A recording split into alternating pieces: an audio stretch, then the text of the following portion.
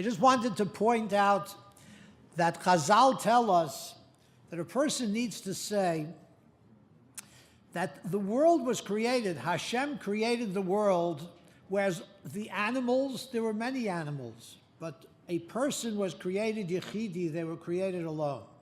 Hashem created a person, Adam Harishon, by himself. But the Chava was originally part of Adam, but he was created as one entity. And the Gemara tells us that the reason for that is so that a person should say, Bishvili Nivra Olam.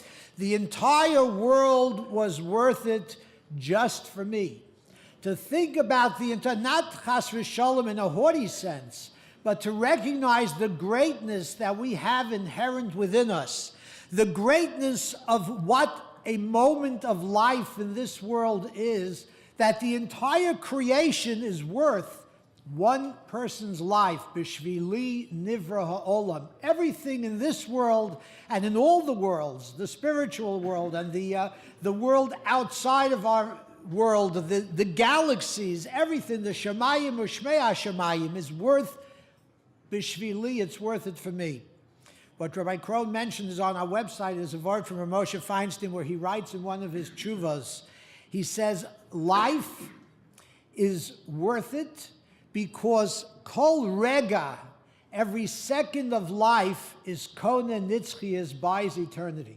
The value of life is inestimable. We can't possibly figure out what the value of life is.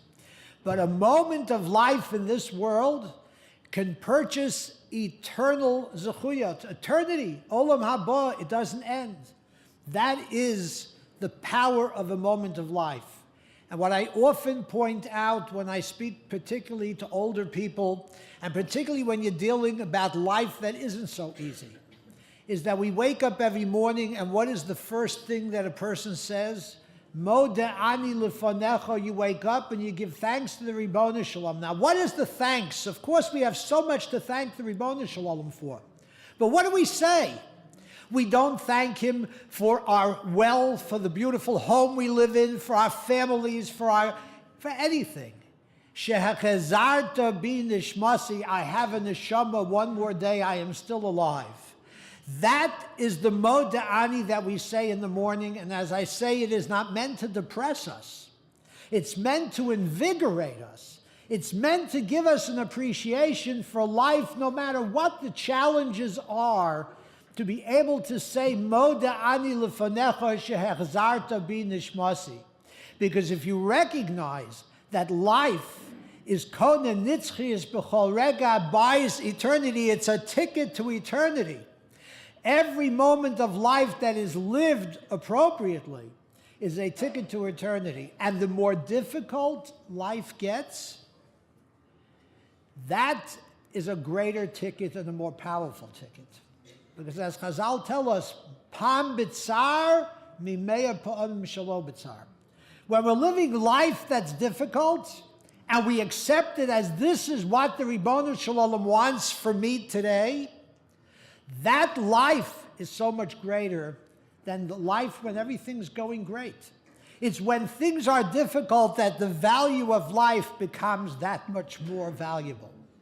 And this is so far from the culture in which we live, where life is defined not by its sanctity, not by its value, not by what we can accomplish for a different world, but how enjoyable it is at the moment. It's for that ticket that we talked about that was left behind that should not have been bought. That's how the world defines life.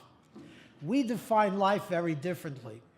And it's interesting that yesterday we said Hallel, and Shlomo HaMelech David HaMelech expresses himself, Lo omus ki yechye v'asaper maseh ko. Let me not die, let me live and speak of the greatness of Hashem. Yasar Yisrani ko.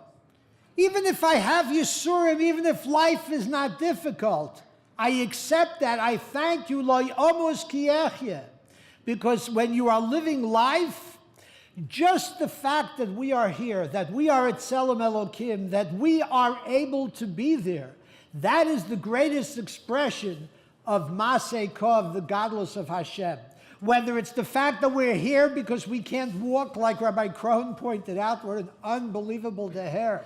That Hashem can give us difficulties so that we can't walk, but give us extended life. Just the fact that we are here. Chazal tell us that a person who is a goses, a person who's on their last breath, if you close their eyes and their life ends a split second earlier, that is considered shvichas damim, that's ritzicha, that's murder. If we take a life, what is the value of this life of a goses? That's shvichas damim. Life, no matter what the life might be, has the power of ki b'tzelem Elokim asa adam. We reflect the tzelem Elokim, we reflect the greatness of Hashem. And we need to work on that to understand the value of life. And therefore, when life becomes more difficult, it becomes more powerful. I'll tell over a story because it seems like stories is expected today, but I will not be marich after this. We'll go into the rest of our program. But our Rosh Yeshiva Zichron L'Vracha Rav Henoch Leibowitz, there was a case of someone in our yeshiva community, this goes back many years, got sick at a very young age. They had not yet married off any of their children. They had a large mishpacha. And they fought this machla for a number of years. But then at the very end of their life, this was a person who was mekabel, who accepted their lot absolutely with the greatest faith and never questioned anything. But at the end of their life, they were in a coma. And there was a shaila in halacha, whether they should begin a new protocol of medication for a new infection that this person developed. And the Rosh Yeshiva the shaila came to the Rosh Yeshiva. The Rosh Yeshiva would not paskin the shaila. He sent the family to one of the Gedolei HaPoskim, and the psak was that they do not have to begin a new protocol of medication. Okay? And the Rosh Yeshiva received the psak, and these were his words. He said, I am mekabel the psak. I accept it. However, I want you to know, the person who told me this story was Rabbi Mordechai Trapper Zichron L'Vracha, who was very close to Rosh Yeshiva. He was there. The Rosh Yeshiva said, I want you to know that I cannot identify with that psak. This is the psak of a Gadol Ador. He says, but who can put a value on what a moment of life under these conditions? The person's in a coma, but we don't know. They might have yet kissed the lulav, like we heard before. Who knows what they could have accomplished in their state? We don't know the consciousness, and I could tell you stories upon stories of people who appeared not to be conscious, but who were conscious on a rather sophisticated level. The idea is that life is life. And while there is within halacha a time to say, I don't necessarily want to have to suffer, and while we daven every day, every time we bench, we ask that we should never have to come on to anyone. This is a tefillah that we ask. But when a person is in a situation where they have to be in that situation, then we have to realize that that life has tremendous value. I remember hearing once from Rabbi Krohn, he says, nowadays this tefillah of has a whole new definition. We don't want transfusions. We don't want organ transplants. We don't want basar v'adam in the very literal sense. We don't want to have to come on to those type of matanos.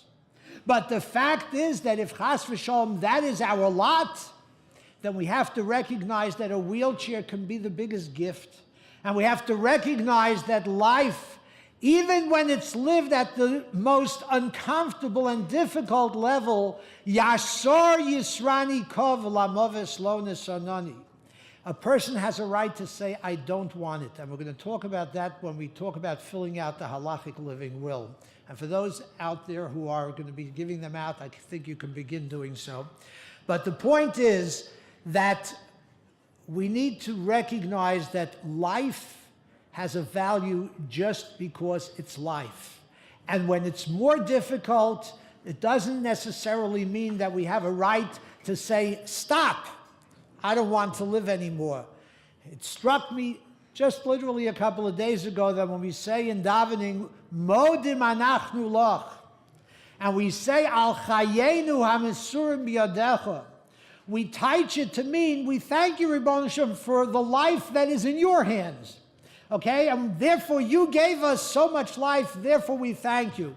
I think part of that modim is we're saying, Modim anachnu lach, we're thanking you, Hashem, that life is in your hands, not in the hands of the people around us, not in the hands of the people in our culture, not in the hand of those people who may not appreciate what life's value is. We leave it completely in your hands, and that's what we give thanks to you, that ultimately you are the one that holds that mafteach, that holds that key to life and death.